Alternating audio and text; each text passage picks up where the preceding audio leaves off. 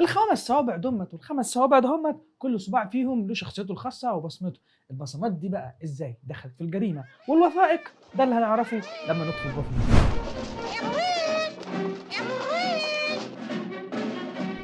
كلمة البصمة أصلها تركي وبتعني الطباع، لكن في تركيا مش بيستخدموها بنفس مدلولها في اللغة العربية. أما بقى في التاريخ ففي سجلات لبصمات الصوابع في الحضارات القديمة زي بابل والصين. كان البابليين القدماء بيضغطوا بأطراف صوابعهم في الطين علشان يسجلوا المعاملات التجارية، واستخدم برضه الصينيين طبع الصوابع بالحبر على الورق في الأعمال التجارية والمساعدة برضه في التعرف على أطفالهم. أنا كده عرفت هما بيعرفوا بعض إزاي.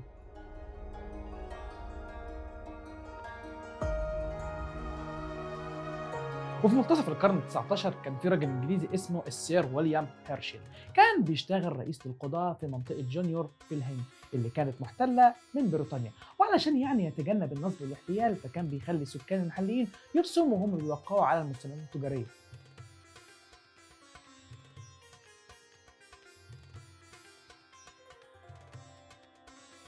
وفي الثلث الأخير من القرن ال19 كان الطبيب الاسكتلندي هنري فولدز بيشتغل في اليابان، واكتشف إن في بصمات للصوابع سبب فنانين على قطع قديمة من الطين. وبسبب اكتشاف النتيجة دي بدأ في التحقيق في بصمات الأصابع، وبعت رسالة لابن خالته عالم الطبيعة الشهير تشارلز داروين، وطلب منه المساعدة في تطوير نظام لتصنيف بصمات الأصابع.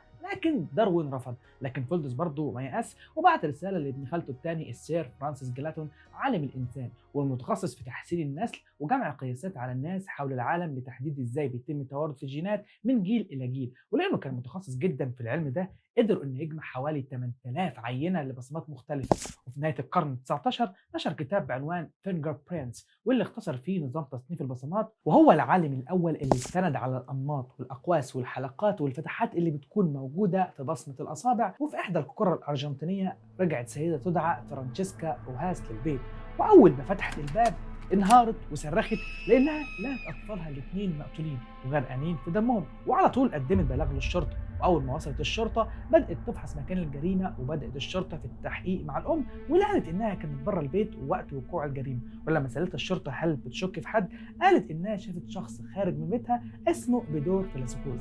كان بيدور عاوز يرتبط بيها بس هي كانت بترفض تماما علشان تربي اولادها، وعلشان كده كان بيهددها انه هيقتلهم لو هي رفضت ترتبط بيه تاني. وبالفعل قبضت الشرطه على الراجل ده وبدات التحقيق معاه ووجهت ليه تهمه القتل العمد. بس بيدور فيلسوفوس انكر تماما انه قتل اولاد الست دي، لكنه اعترف انه فعلا كان عاوز يرتبط بيها ويتجوزها.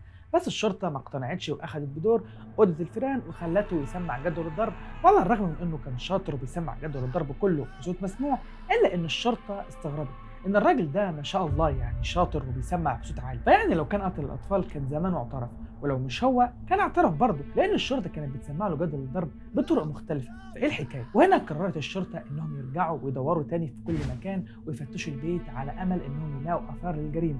وبدات الشرطه فعلا تفحص مكان الجريمه بعنايه شديده، واكتشفت اثار لبقعه دم موجوده على باب البيت عليها بصمه. فاخذت الشرطه البصمه، وقرر وقتها ضابط التحقيقات واللي كان اسمه الفاريز انه يخلع الباب اللي عليه بقعه الدم ويقارنها ببصمه المتهم بدور.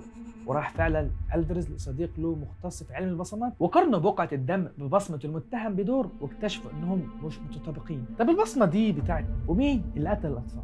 بعد بحث طويل من الفاريز فكر انه يقارن البصمه دي ببصمه الام، والغريب ان بصمه الام والبصمه اللي كانت على الدم يعني كانوا متطابقين. لما وجهت الشرطه تهمه القتل الى الام انهارت واعترفت انها عملت كده علشان عاوزه تتجوز من شخص تاني رفض تتجوزها لان معاها اطفال، فقررت انها تتخلص من اطفالها علشان تتجوزه. ومن يوم الجريمه دي يا اخويا طبقت الارجنتين ومعظم الدول الناطقه بالاسبانيه نظام البصمات علشان يتعرفوا على المجرمين.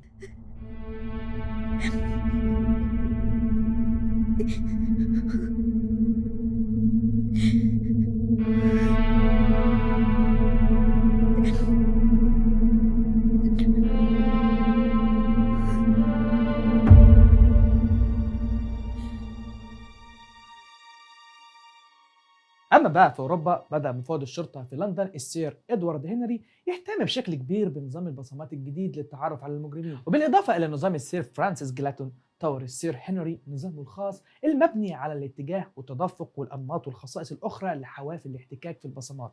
وبعد كده يقوم المتخصصين بتحويل الخصائص الى معادلات وتصنيفات تمكنهم من تمييز بصمه كل شخص عن بصمه شخص تاني. وبقى نظام التصنيف عن طريق البصمات هو النظام الاساسي للتعرف على المجرمين أنحاء العالم. وقبل ظهور نظام هنري للتصنيف بالبصمات في لندن كانت الشرطة معتمدة على النظام ده. كان مسؤول تنفيذ القانون الفرنسي ألفونس طور نظام خاص لتحديد هوية المجرم معتمد على قياس الرؤوس والأقدام والأجزاء المميزة في الجسم والصور المرسومة. وفي عام 1901 أنشأ اسكتلاند يارد المقر الرئيسي للشرطة في لندن أول مكتب للبصمات. وفي السنة اللي بعدها تم تقديم بصمات الأصابع كدليل لأول مرة في المحاكم الإنجليزية. وفي عام 1903 اعتمدت ولاية نيويورك استخدام نظام بصمات الأصابع، وبعدها على طول مكتب التحقيقات الفيدرالي. ولأن نظام هنري للتصنيف بالبصمات مرهق وبيتم بشكل يدوي وبيقعد بالساعات وأحيانا أيام، وده غير كمان إنه مش بيدي تطابق للبصمات وأحيانا يعني كمان ما تكونش صحيحة.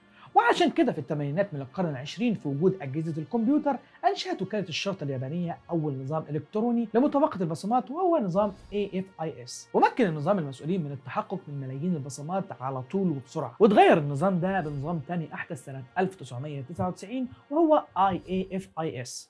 ومع دخول النظام الجديد ده في مكتب التحقيقات الفيدرالي مكنهم من التصنيف والبحث واسترجاع بصمات الصوابع من أي مكان في الدولة في أقل من 30 دقيقة. وفي النهاية حابب أقول لك إن بصمات الصوابع مش هي الطريقة الوحيدة للقبض على المجرمين، وده لأن حاليا في أكتر من طريقة زي مثلا نظام مسح العين ونظام مسح الأذن وبصمات الصوت وبصمات الحمض النووي. وأنا عندي ليك سؤال، هل هيظهر نظام جديد لتحديد هوية المجرم غير الأنظمة اللي احنا ذكرناها في الحلقة، ولا مش هيحصل أي تطور أكتر من اللي حصل؟ اكتب إجابة السؤال في التعليقات، وما تنساش تعمل لايك وسبسكرايب وتفعل الجرس. كان معكم مصطفى العشري من عجبستان، أشوفكم إن شاء الله الحلقة اللي جاية. سلام عليكم.